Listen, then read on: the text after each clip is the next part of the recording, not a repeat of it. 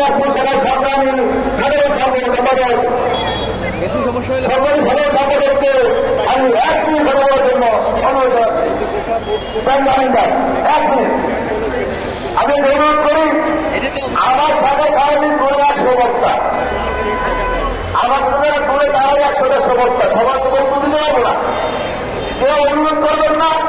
আমরা সমাবেশ সফল করার জন্য সুশৃঙ্খল করার জন্য সুন্দর করার জন্য আমরা স্টেজ করে রেখেছি।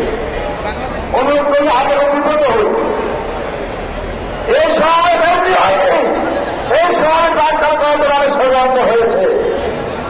আজকে সবদিন সরকারটা আগে হয়তো বলব না নিরাপত্তা বলছিলাম জীবনের ঝুঁকি আজকে সমাবেশ বাস্তবায়ন করেছি।